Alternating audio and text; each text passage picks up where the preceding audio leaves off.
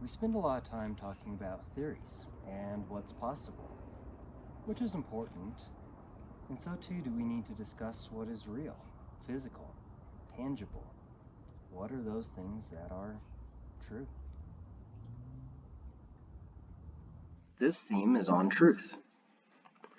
Our last concept was earning. A core question when it comes to equity is who has earned what. The vast majority of us want to be fair. The challenge is there are multiple ways to perceive fairness, to think about fairness, to implement fairness. For our purposes, it's a matter of finding more ways to earn, to uplift people with different merits, skills, contributions that currently aren't recognized as much as they could be.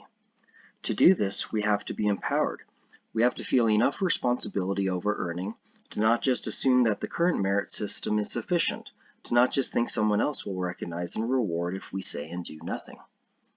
Now to truth. To make it clear, when we talk about truth, we really do mean facts, reality, the way things are. We hold and are entitled to our opinions. For now, we're putting those opinions aside and focusing on what is true. Just as we accept that there are multiple opinions, so too can we embrace there are multiple truths. A few quick examples include time, experiences, and money. For time, it can be morning on the West Coast, the afternoon on the East Coast, and the middle of the night somewhere else across the globe. Right? Time of day is something we can measure and is different depending on our location. With experiences, consider a resident coming in for the first time to fill out some paperwork for the planning department. What to them is a new, potentially confusing and difficult experience is routine, normal, just another day at the office for the technician.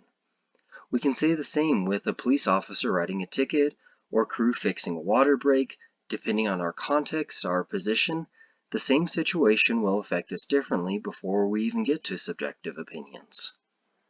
$1 million can hold different truths as well. It may mean doubling an emerging department or office, or may just be a drop in the bucket to a larger city's streets budget. The money holds a different truth depending on who we're talking to and how we intend to use it. This is an important aspect of equity. When we can accept that people hold different valid, legitimate truths, then we can accept that different groups hold different needs when it comes to our services. Safety for one neighborhood may be about criminal activity in the area, for another it may be traffic control, and for a third, safety is more about natural hazards. All are true, all are different. Pause. This is one concept that can be a pretty slippery slope.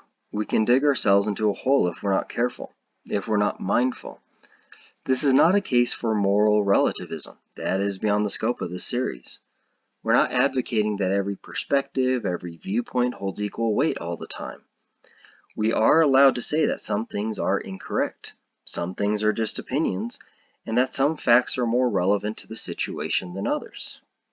What we are trying to do is add nuance to see the complexity of situations where competing ideas and interests may all have some solid facts supporting them, that it's not so easy as one side being correct and the other making stuff up, of one group seeing reality and another being delusional.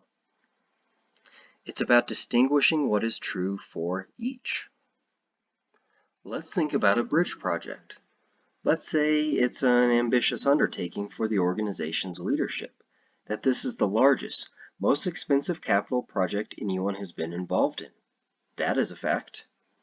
In our situation, it's an opportunity for employment, as the contracted company will need to hire workers in the area to tackle this multi-year endeavor.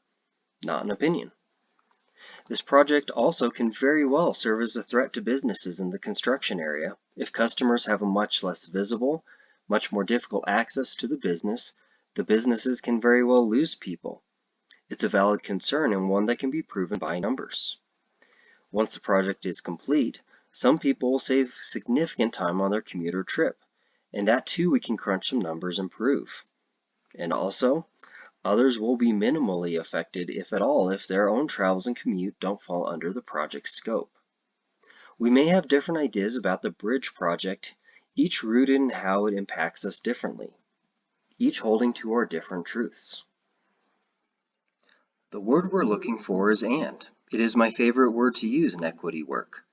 When we start using interjections like no, but, However, although, even though, yet, and so on, we undercut each other. Assuming what someone said is right and true, we send the message that said truth isn't relevant, isn't valued when we use negative language. When we can use "and" more often, we turn competition to collaboration.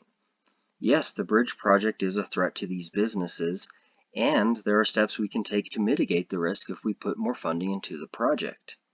Yes, the bridge project will make travel easier for many, and we need to be humbled to know it's not going to change the commute for everyone.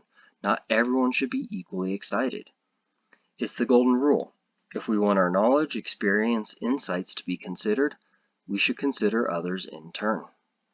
It's about a holistic approach to truth. As before, I want to emphasize that we're not saying all things are true. What we are saying is that there's rarely ever a single convenient truth when it comes to a project, program, service, or process. We advocate for those genuine observations and experiences that may have gone unheard or not considered before. We have to be critical and open-minded to suss out what's being said. Like having a full meal, we try to incorporate multiple dishes, a main course, some sides, a drink, knowing not everything will pair well, but some things that, though very different, will go extremely well together to create a greater whole. For the optional exercise, pick an issue.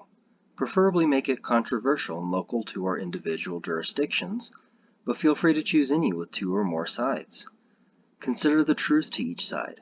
What talking points are more than value statements and hold real facts as well? Up next, we'll talk about the social.